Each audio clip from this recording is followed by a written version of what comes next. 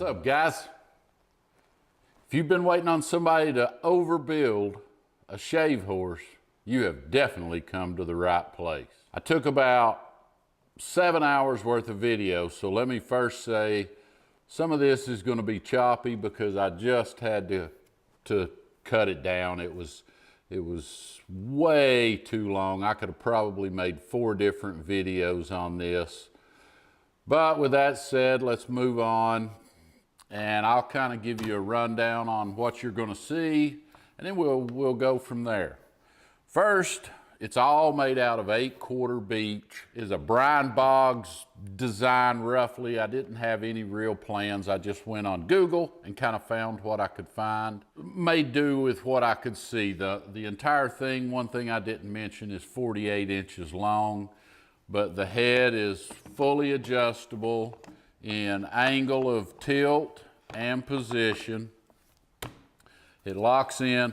A lot of shave horses you'll see have a bungee strap or whatever to keep your lock in place. With this one, the way I designed the gears, I didn't see any need for it because it's just easy enough to pull back and then lock in place. So the seat moves forward and backwards. The lever arm is in bearings. I put bearings inside of it. They're not necessary. It was just something I did. The place for your feet has grip tape on it. Really, it's not necessary either. I just would rather have the grip tape rather than the wood getting scratched up looking bad. I put 2 coats of boiled linseed oil on it, and the front leg has a reverse taper, as do the rear legs, and the rear legs are splayed out and back at a 15-degree angle. So that'll kind of give you, I laser engraved, I quickly made up a logo, and I just thought this area needed something. I had seen the Lee Nielsen one that Brian Boggs made. They put their logo here, and I thought that looked nice, so I added something to it to give it a little detail. But anyway, this video's long enough as it is, but if you want to see how I made it, let's get started.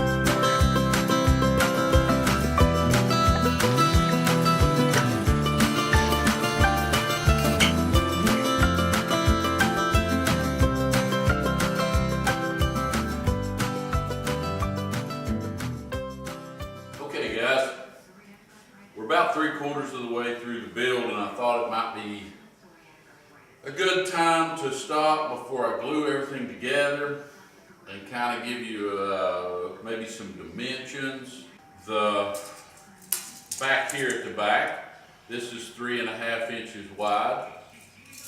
And to here, which is where I took my measurement, is 28 inches. That was where I began the curve up. And then the first hump is 5.25 inches tall right here.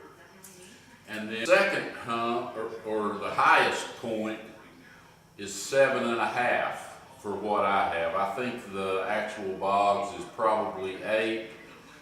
That's 7.5 inches from here to here. And this measurement is 7 inches from there to there. Now the front is tapered at a 26-degree angle. And then the back leg, I've cut a 3/4 inch deep notch at a 15-degree angle. Because the second thing I made were my legs. The leg is cut at, it's a compound angle, 15 degrees on both angles. And then the top is the same way. Compound angle, 15 degrees. And then I notched out so some of the load-bearing portion would not be in the joint. And then your front leg just follows the slope. Got 2 dowels for strength so it doesn't go out. And I just looked at this and made whatever, it's a reverse taper again. I just looked at that. I think that's about 1 inch, but it was just whatever looked good to me. And then a 26-degree angle on the base of the foot. Okay. Now, this is just this is an offcut from where I cut the leg. And what I did in the back here is drill 1/2 inch, I used a Forstner bit and drilled 1/2 inch holes, just the depth of the head of the bit, maybe 3/8 of an inch or something. They don't need to be very deep. They're on 3/4 inch centers. Now, you're thinking, why did you do that? The reason for those holes, I just put a little button in it. And what that does is when it's at a set angle, it just gives it some extra grip to hold in position. You know, I know it may not be necessary. I really don't know. I couldn't tell. I've not seen any drawings on that. I've not seen any drawings on this whole assembly, so there may be an easier way. But then all I did was do a tongue and groove for this to slide in. That allows the head to be adjustable. Now these are cut at a 5-degree down slope, and then this is a 30-degree up slope. And I believe this is 6 inches in total. So I'll be able to move it back and lift it up and then slide it into the next hole. Okay, so I've got to leave that gap when I glue this in to give it that much movement. Now my pawl or locking mechanism, when I started making it, I thought it looked like a bird, so I just finished it off. The beak drops in, but you can make yours look however you want. But you can see how the mechanism works. When you pull up, the beak comes out, and then if you push back down on it, it'll lock back in and hold it in whatever position you've got it in. So it's a pretty simple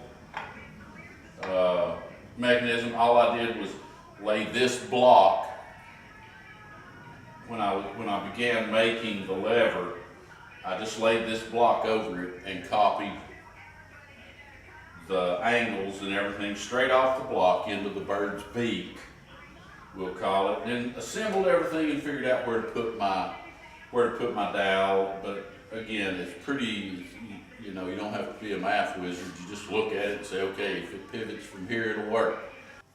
I don't know if this is actually necessary, but let's say this fits together like this. I wanted, when it's engaged, I wanted the chin, we'll call it, of the bird resting on something. So I just made this little L block. Some of the designs I've seen have this, some of them don't. This was a 4.5 inch square that I cut a 45 on and then just hollowed this out. Just, you know, whatever shape your block is, you're gonna have to make some clearance if you wanna put that in there. What I've got left is I've got a seat. I'm gonna make a movable seat for it, cover it in leather. I'll be covering the head in leather, and then I've got the lever arm or the clamp. I don't know exactly what it's called, but I'll be finishing that up from here, but I wanted to get it glued together, but I needed to show you guys this first. Let's move on.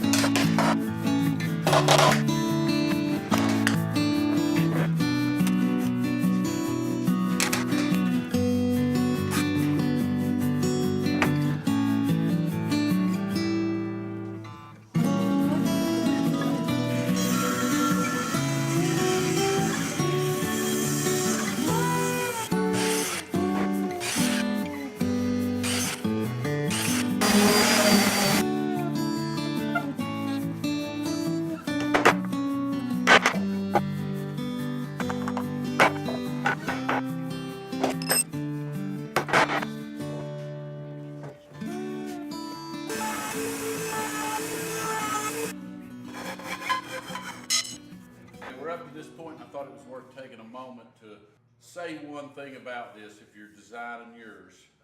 Keep your pivot point as high as possible, because what that does is multiply everything you put on your feet. The higher this pivot point is, the more clamping pressure you have. So let's get to it.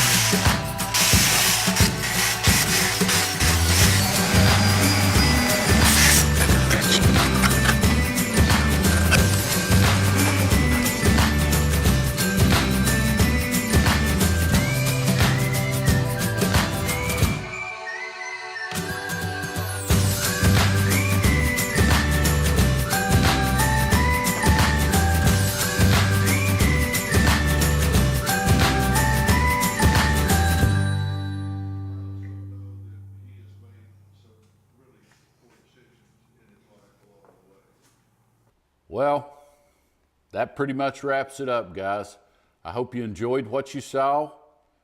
I don't even need a shave horse. I know you'd like to see me sitting on it right now using it, but to be honest, I don't own a draw knife.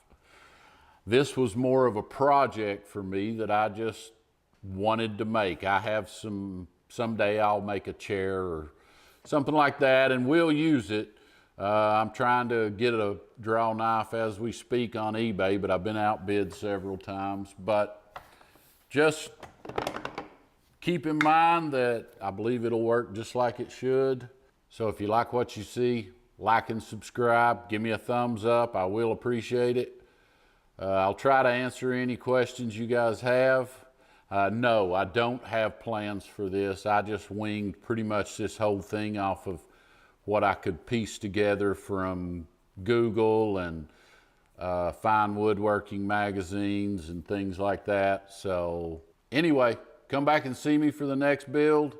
We'll see what I do next time. Thanks for watching, guys.